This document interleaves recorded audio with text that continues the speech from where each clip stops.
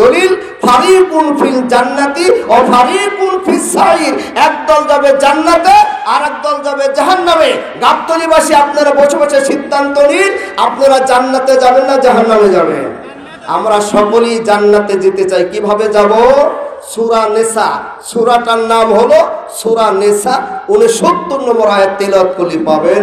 সময় তো স্বল্প, কোরআন হাদিস থেকে হক কথা বলবো। কে খুশি হবেন কে বেজার হবেন দেখার বিষয় নয়, রিজিকের ফয়সালা আল্লাহর হাতে। মুসলমান আল্লাহ ছাড়া দুনিয়ার কোনো বাতিল শক্তির কাছে মাথা নত করে না।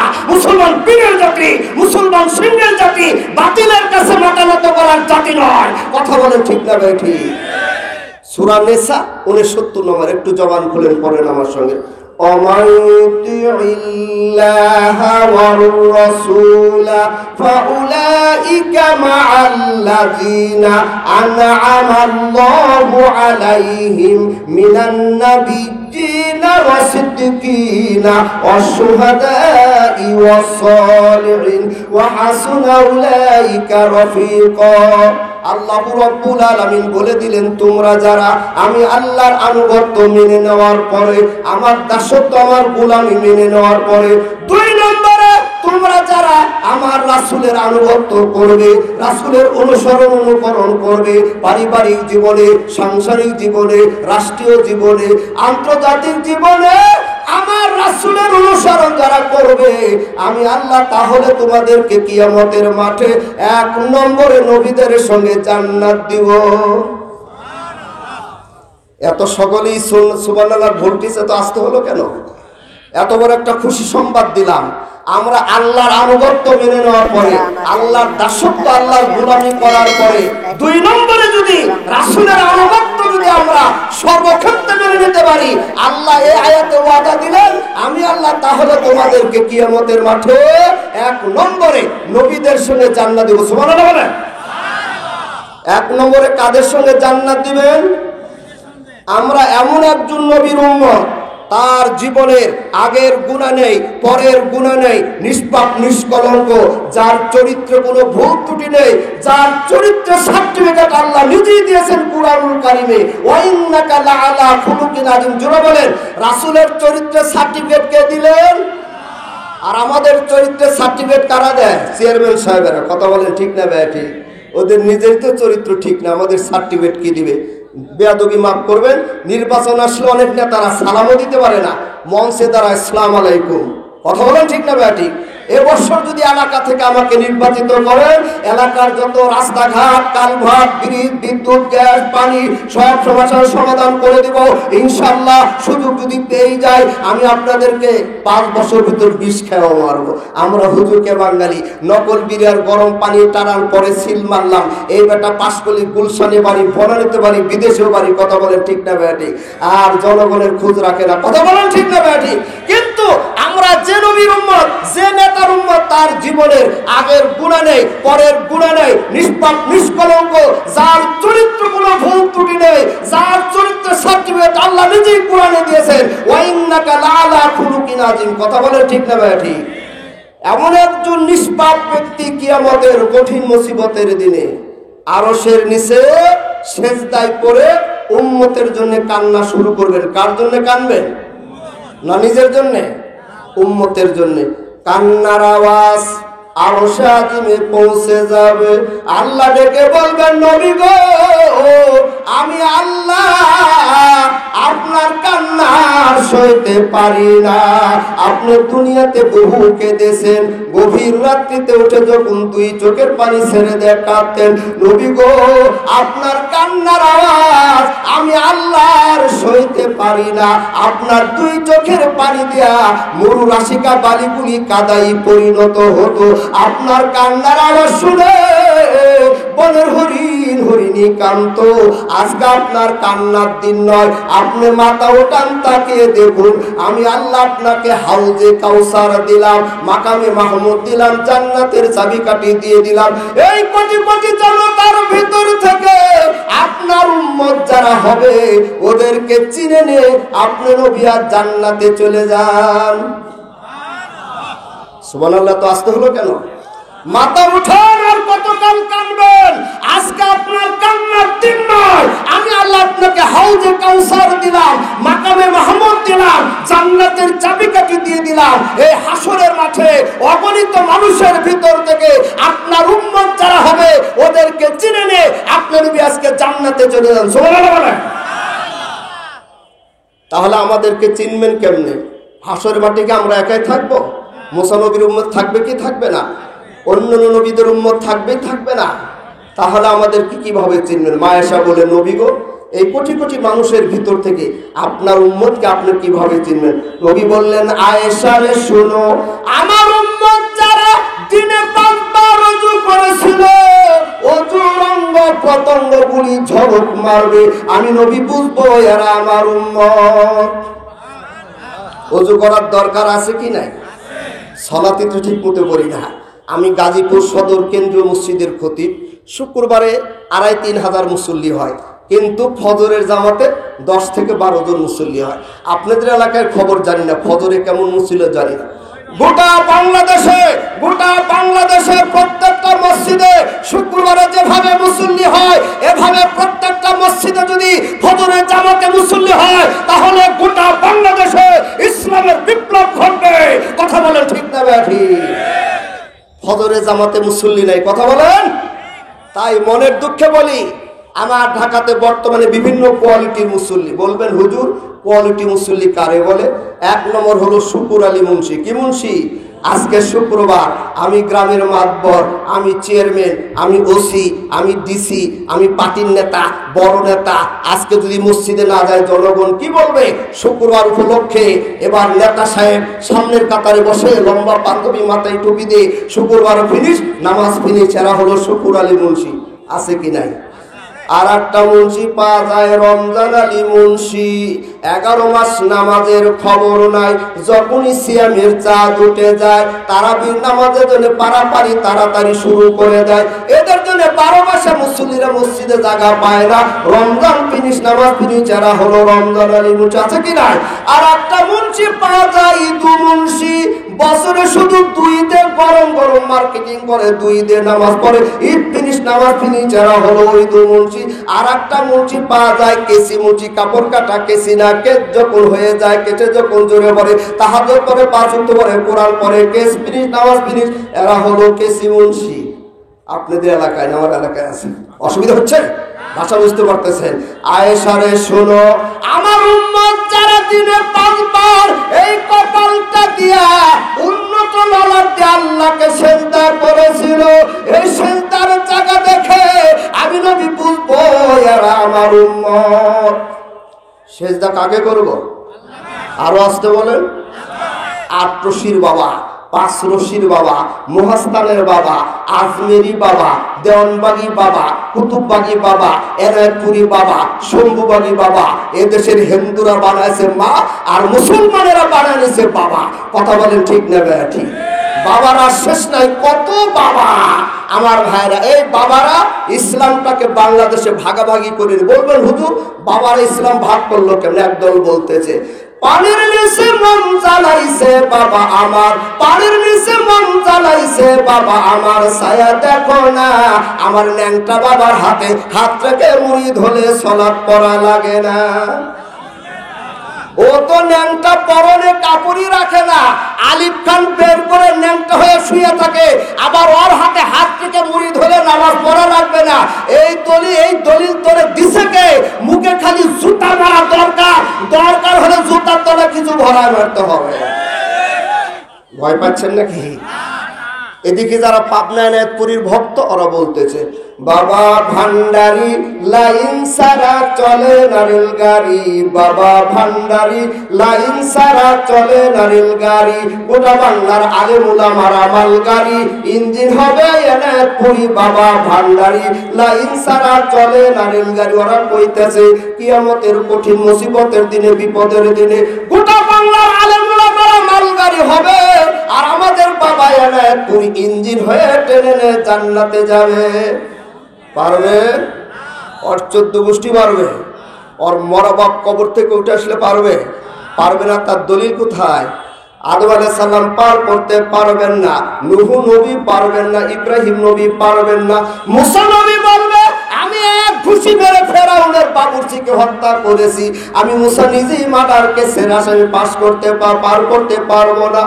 আমার ভাইয়েরা, কোন নবী পার করতে পারবেন না। আমার আল্লাহ আমাদের বিশ্ব নবীকে সেদিন সুপ্রিম পাওয়ার দেবেন। কথা বলে ঠিক না ভাই? আমি প্রশ্ন করতে চাই, যেখানে ইব্রাহিম নবী পারবেন না, মুসা নবী পারবেন না, ঈসা নবী পারবেন না, নূহ নবী পারবেন না, আমাদের নবী ছাড়া কোন নবী যখন পার করতে পারবে না, বাংলার ভণ্ড পীরেরা কি পার করতে পারবে? আমরা ঢাকার লোকের আশা করে বসে আছি, দুই পীরের পা যদি টাইট করে বুকে ধরে নেওয়া যায়, নামাজেরও দরকার নাই, রোজারও দরকার নাই। দয়াল বাবাকে ভুলা কাবা, আমার বাবাকে ভুলা কাবা, আয়নার কারিগর, আয়না বসায়া দিব বাবা আমার কলবের ভিতর। ওরা কইতেছে আমার বাবাই যদি কাবা হয়ে যায়, বাবা যদি তেলের ভিতর আয়না খান সেট করে দিয়ে দেয়, জান্নাত জাহান্নাম দেখা যাবে না, নামাজ রোজার দরকার নাই। তোর বাপের কলবে তো আয়না নাই, তোর কলবে আয়না দিব কে? কথা বলে ঠিক না ব্যাঠি? ভাইরা আমার, আমি আপনার বড় পীর মা বাবা, মায়ের বাবারে কোনোদিন একটা কবুতর বাচ্চা খাওয়ায় না, শীতের মৌসুমে একটা আপেল কমলা খাওয়ায় না, আটশির বাপের জন্য বড় বড় গরু কিনে গরুর গলার ভিতর লাল পতাকা ঝুলে নতুন বাপের গরু খায়। কথা বলে ঠিক না ব্যাঠি? যুবক ভাইয়েরা, যারা মোবাইল ফোন, টাচ মোবাইল যারা ব্যবহার করো, ইন্টারনেট যারা চালাও, এ দেশের একজন গায়িকা বলেছিল আল্লাহ নিজেই শয়তান। আদম হাওয়াকে জান্নাতে দেওয়ার পরে, আদম হাওয়াকে ওই গাছের নিকটবর্তী হওয়ার পরেও আর নিষেধ করার পরেও আবার শয়তানকে তাদের পিছনে লিলিয়ে দিয়েছিল আল্লাহ নিজেই শয়তান। এদের যদি ইসলামী রাষ্ট্র হতো, ও গায়িকাকে এতদিন ফাঁসিতে ঝোলানো হতো। কথা বলে ঠিক না ব্যাঠি? সময় অতি স্বল্প, কোন সময় স্লিপ এসে যাবে বিস্তারিত ব্যাখ্যা দিতে পারতেছি না। তাহলে আমরা সেজদা দিব কাকে? দুনিয়ার কো বাবাকে নাকি? আমরা সেজদা দেব আল্লাহকে। আসুন তাই বলতে চাই, সময় অতি স্বল্প, আমরা আল্লাহর আনুগত্য মেনে নেওয়ার পরে রাসূলের আনুগত্য যদি আমরা মেনে নিতে পারি, রাসূলের অনুসরণ যদি পারিবারিক জীবনে, সাংসারিক জীবনে, রাষ্ট্রীয় জীবনে, আন্তর্জাতিক জীবনে রাসূলের অনুসরণ যদি আমরা করতে পারি, আল্লাহ ওয়াদা দিয়েছেন, তাহলে আমি আল্লাহ তোমাদেরকে কিয়ামতের কঠিন মুসিবতের দিনে 1 নম্বরে নবীদের সঙ্গে জান্নাত দিব, 2 নম্বরে আমি আল্লাহ তোমাদেরকে সিদ্দিকিন ব্যক্তিদের সঙ্গে জান্নাত দিব। 2 নম্বরে কাদের সঙ্গে জান্নাত দিবেন? সিদ্দিকিন ব্যক্তি। জোরে বলেন কাদের সঙ্গে? সিদ্দিকিন ব্যক্তি কাকে বলা হয়? আমার ভাষায়, কোরআনের ভাষায় বলেন সুবহানাল্লাযী আসরা বিআবদিহি লাইলাম মিনাল মাসজিদিল হারাম ইলাল মাসজিদিল আকসা। সুবহানাল্লাহ। এটা আরবিতে কি মাস বলেন? আমরা অনেকেই জানি না। রজব মাস। কিন্তু ইংরেজিতে কোন মাস আমরা সকলেই বলতে পারবো। কিন্তু মরার পরে কবরে যখন রাখা হবে, আমাদেরকে 3টা প্রশ্ন করা হবে, আরবিতে না ইংরেজিতে। মান রব্বুকা ওমান দীনুকা ওমান নাবিউকা। ছোট হন, বড় হন, হাজি হন, গাজী হন, চোর হন, ডাকাত হন, বদমাশ হন, আলেম হন, ওলামা হন, এরশাদ চাচা, শেখ হাসিনা, খালেদা জিয়া, ভণ্ড বাবা, সবাইকে কবরে কয়টা প্রশ্ন করা হবে? না গাবতলির লোককে আল্লাহ ছাড় দিবেন? কবরে প্রশ্ন 3টা আরবিতে আল্লাহ করবেন, হাসরে মাঠে আল্লাহ আরবিতে প্রশ্ন করবেন, আরবিতে আমাদেরকে অ্যানসার করবেন। কথা বলে ঠিক না ভাই? এটা আরবিতে রজব মাস। এই মাসে আমাদের বিশ্ব নবীকে আল্লাহ রাব্বুল আলামিন আরশে আজিমে নিয়ে গিয়েছিলেন, মেরাজ করেছিলেন, যেটা আমাদের নবী ছাড়া। দেখার পরে মা লজ্জা পাবে কি পাবে না? শরম পাবে কি পাবে না? মা লজ্জা শরম চোখ ডেকে কয় বাবা আব্দুল লজ্জা, তোর করুণ পরিণতি কেন? আব্দুল লজ্জা পরনে কেন কাপড় নেই, উলঙ্গ কেন, নাঙ্গা কেন? আমার মন সাক্ষী দেয়, মনে হয় যেন চাচার মনে আঘাত দিয়েছিস। মা চাচার মনে কোন আঘাত ব্যথা বেদনা দেয় নাই, চাচার প্রসঙ্গের কটুবাক্য ব্যবহার করে নাই। মক্কা বিজয় হয়ে গেছে, মক্কার বড় বড় কাফেরের লিডাররা আমার নবীর হাতে হাত রেখে আদর্শ মেনে নিয়েছে। আমার মনটা চায় নবীজির হাতে হাত রেখে আদর্শ মেনে নেব। মা এই অপরাধটার কারণে আমার পরনে লঙ্গি পর্যন্ত রেখে দিয়েছে। মা বলতেছে, বাবা তুমি এখন কি চাও বলো তো মা, আমাকে একটা কাপড় দাও না মা, আমি পরন ঢাকবো। সময় নাই। আমার ঢাকার মহিলারা শোকে আলমারিতে দামি দামি 3 পিস 4 পিস টাঙ্গেলি শাড়ি ঢাকায় সেই চামদের থাকার পরেও রোজারি যদি শপিং করে না দেয়, স্বামীর মুখের উপর পড়ে, তোমার মতো পুরুষকে বিয়ে করে জীবনে কিছুই পেলাম না, এই ধরনের মহিলা আছে কি নাই? মায়েরা বোনেরা কান লাগান। মা ঘরে ঢুকে দেখলেন একটা সিরা কম্বল ছাড়া দ্বিতীয় কোনো কাপড় নেই। সিরা কম্বলটা এনে দিল, চাকুতে 2 টুকরা করে নিচের অংশ ঢেকে বডিটা ফাঁকা রেখে মার হাতে হাত রেখে বলতেছে, মা ও মা, আমি তোমার একমাত্র হতভাগ্য সন্তান, আমি মরে গেলে এই জমিনে তোমাকে আর মা বলে ডাকার কেউ থাকবে না। মা গো, যার হাতে হাত রাখলে, যার আদর্শ মানলে, যিনি জান্নাতে যাওয়া সহায়ক হবেন, আমি তারই দরবারে যাচ্ছি। অসুবিধা হচ্ছে? স্লিপ এসে গেছে, বিস্তারিত আলোচনা করতে পারতেছি না। মা মা ও মা, আমি তোমার একমাত্র হতভাগ্য সন্তান মা, আমি মরে গেলে তোমাকে আর মা বলে ডাকার কেউ থাকবে না। এই যুবকেরা, আজকে সেই যুবকেরা বিয়ে করার পরে মায়ের ডাকে বুড়ি আর বাবার ডাকে বুড়া। মায়ের কি ডাকে? বুড়ি। খালি বুড়ি না কুটনি বুড়ি? কথা বলে ঠিক না বেটি? আর বাপের কি ডাকে? বুড়া। আর শাশুড়ি আম্মা। আম্মা গো আসসালামু আলাইকুম। শাশুড়ি বুঝেন? এই যুবকেরা, শাশুড়ি আদর করে নিজের স্বার্থ উদ্ধারের জন্য। তার যুক্তি, সকালবেলা ঘুম থেকে উঠে পা থেকে জুতা খুলে বইয়ের গালে দুটো বসে জুতা মারবে, মারা পরে শ্বশুর বাড়ি যে আম্মা, আম্মা গো আম্মা আসসালামু আলাইকুম আম্মা, সকালবেলা একটা সুখবর আনছি, চাকু বের করেন, মুরগি জবাই করেন। শাশুড়ি জিগাইবো, জামাই বাবা সকালবেলা কিসের সুখবর? সুখবর হলো আমার পা থেকে জুতা খুলে বইয়ের গালে দুটো বসে জুতা মারা আসছি। আম্মা চাকু বের করেন, মুরগি জবাই। বলেন চাকুটা কি জামাইয়ের গলায় যাবে না মুরগির গলায়? আসতে হলো জামাইয়ের গলায় না মুরগির গলায়? ওই শাশুড়িকে আম্মা সারা ডাকে না, বাড়ির 10 হাত দূর থেকে আম্মা ডাকা শুরু করে। কথা বলে ঠিক না বেটি? প্রথম মাসের বেতন পাওয়ার পরে ওই মায়ের জন্য কত কিছু নেওয়া যায়, আসল মায়ের খবর রাখে না। সময় নাই, বিস্তারিত বলতে পারতেছে। এই যুবকেরা, গাবতলীর যুবকেরা, মার সঙ্গে বেয়াদবি করলে, মার মনে আঘাত দিলে কি পরিণাম, তার বাস্তব প্রমাণ দিই। আমি আমার দায়িত্ব দিকে যাব। আমি মালয়েশিয়া থেকে আসার পরে সাতক্ষীরতে গেলাম, যাই দেখলাম আব্দুল অদুর নামে একজন যুবক ছেলে মার খেত বর্গা নিয়েছে। আপনারা কোন ভাষা বলেন? বর্গা বলেন না আদি বলেন? ক্ষেতের মালিকা মা, ছেলে নিয়েছে আদি বা বাকি, ধান কেটে নিয়েছে। ছেলে বলতেছে, মা তুমি যখন ক্ষেতের মালিকা, তুমি ধান বন্টন করে দাও।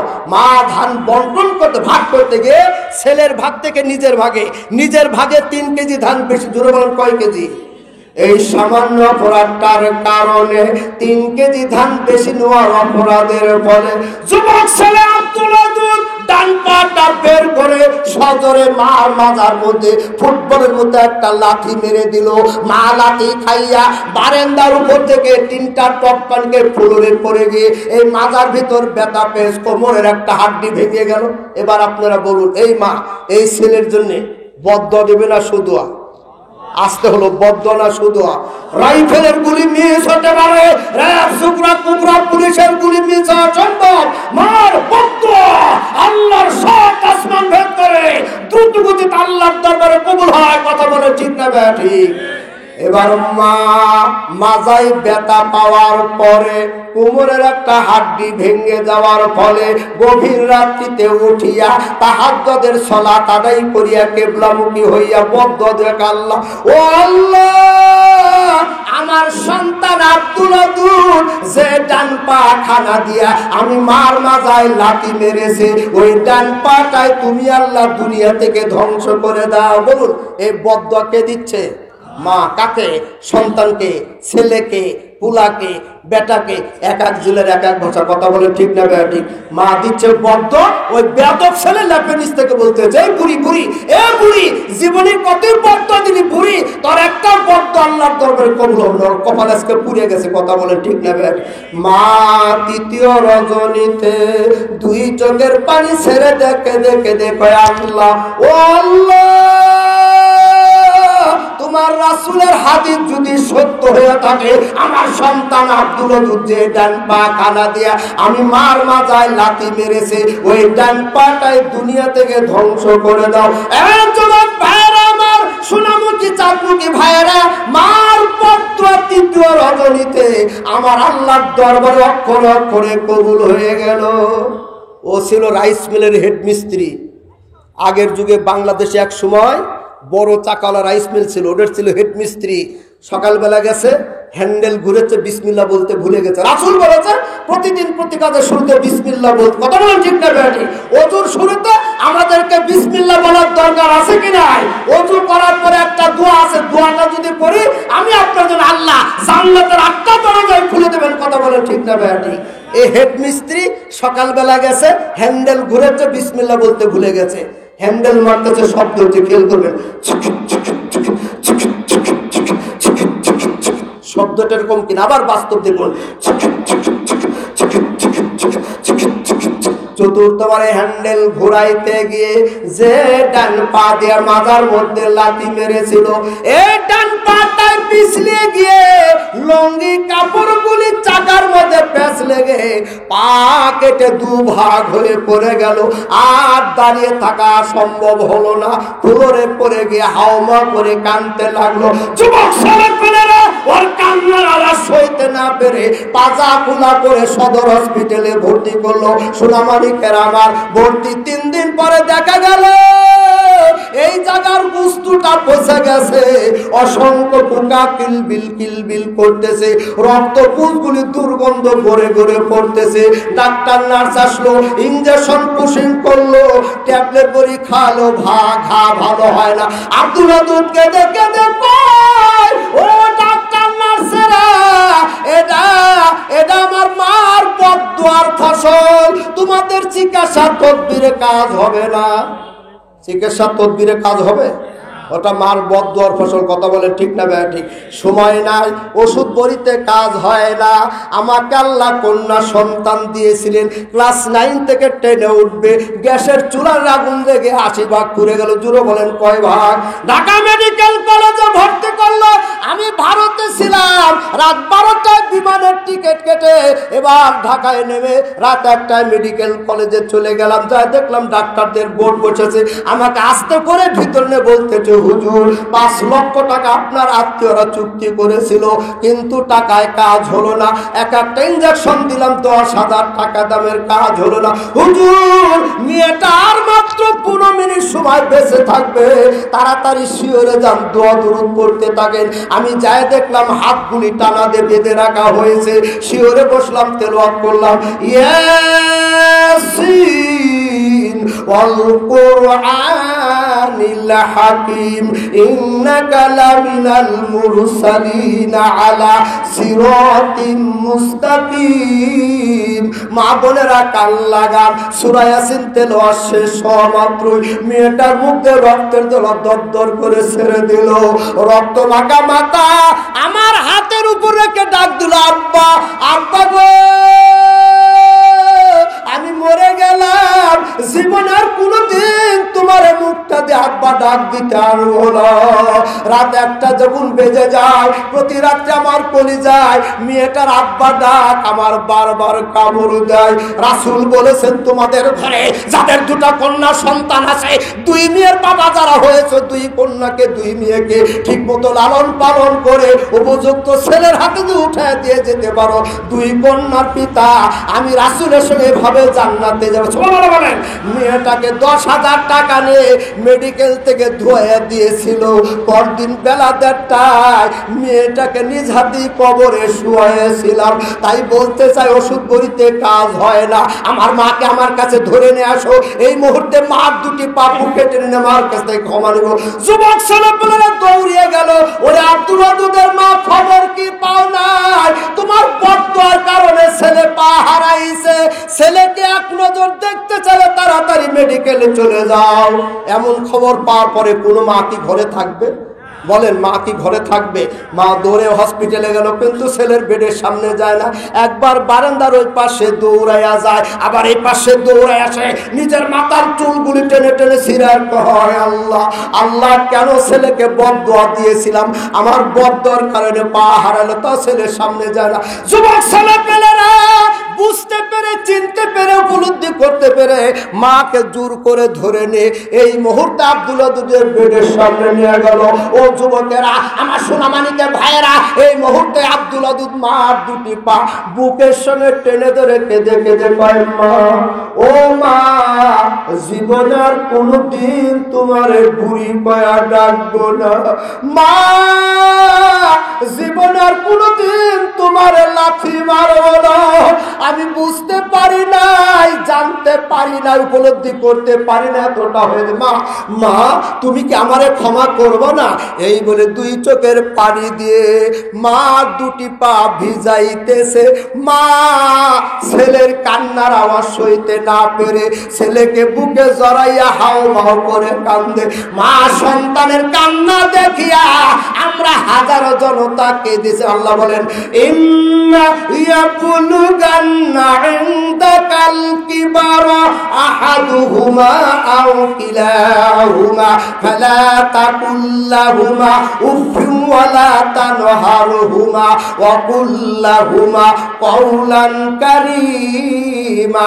আমার চাঁদমুখী সোনামুখী ভাইয়েরা, আব্দুল ওয়াজ্জা এবার মার কাছ থেকে বিদায় দিয়ে রাসূলের দরবারের দিকে হাঁটা দিল। আমি আলোচনা আপনাদেরকে পরে শোনাবো রাসূলের কাছে। তারপরে কি হলো? রাসূল তাকে জিহাদের ময়দানে পাঠাইছিলেন, সেখান থেকে আর ফিরতে পারে নাই। এই আলোচনা আমি আপনাদেরকে পরে শোনাবো। আমি গুনাহগার মুসাফির, অনেক দূর থেকে এসেছি। এখানে যারা এসেছেন, অনেকের জনম দুকুনি মা, অনেকের আব্বা অন্ধকার কবরে ঘুমিয়ে আছে।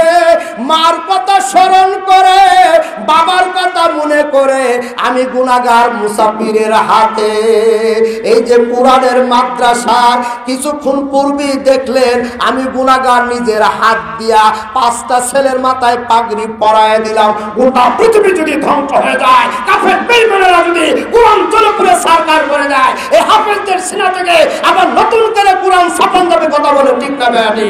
আমি গুনাহগার মুসাফিরের হাতে মার কথা স্মরণ করে, বাবার কথা মনে করে সর্বপ্রথম আল্লাহর 10 জন বান্দা আছেন, 10,000 করে টাকা আশারায় মুবাশশারা 10 জন সাহাবীকে আল্লাহ দুনিয়াতে জান্নাতে শুভ সংবাদ দিয়েছিলেন। আবু বকর ফিল জান্নাতি, ওমর ফিল জান্নাতি, ওসমান ফিল জান্নাতি, আলী ফিল জান্নাতি, তালহা ফিল জান্নাতি, জুবাইর জান্নাতি, আব্দুর রহমান ইবনে ফিল জান্নাতি। 10 জন সাহাবীকে আল্লাহ দুনিয়াতে জান্নাতে শুভ সংবাদ দিয়েছিলেন। কথা বলেন ঠিক না বেয়াটি? 10 জন সাহাবীর সঙ্গে, আবু বকরের সঙ্গে, ওমরের সঙ্গে, আলীর সঙ্গে, ওসমানের সঙ্গে কে কে আছেন? 10 জন লোক আছেন। প্রথমে 10,000 করে টাকা, এরপরে 1,000 করে টাকা। একটু আগে আসেন বাবা, আমি আব্দুল ওয়াজ্জার ঘটনা আপনাদেরকে শোনাবো। তারপর একটু আগে আসেন বাবা, এরপরে আমার পরে আরো অনেক বক্তা আছে। একটু আগে আসেন বাবা, আসেন। আমি মুসাফির গুনাহগার মানুষ, দোয়া করবো সকলের জন্য, এই প্রতিষ্ঠানের জন্য। সকলে একটু আগে আসেন বাবা। 10 জন লোক আছেন, 10,000 করে টাকা। আল্লাহ, আমি নিজের জন্য হাত পাতলাম না, আল্লাহ তোমার নবীর ঘরের জন্য, তোমার কোরআনের জন্য হাত পাতলাম। কে আছেন মাদ্রাসার কমিটিতে যারা রয়েছেন? কেউ যাবে না।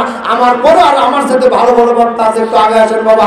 আল্লাহ, আমি নিজের জন্য হাত পাতি না, আল্লাহ তোমার কোরআনের জন্য হাত পেতেছি। আল্লাহ জানি না কার কার দান করবো। যারা আমার চ্যানেলে নতুন, তারা অবশ্যই আমার চ্যানেলটিকে সাবস্ক্রাইব করবেন এবং পাশে থাকা বেল আইকনটি বাজিয়ে দিবেন, যাতে করে পরবর্তী ভিডিওর নোটিফিকেশন আপনার মোবাইলে সর্বপ্রথম চলে যায়।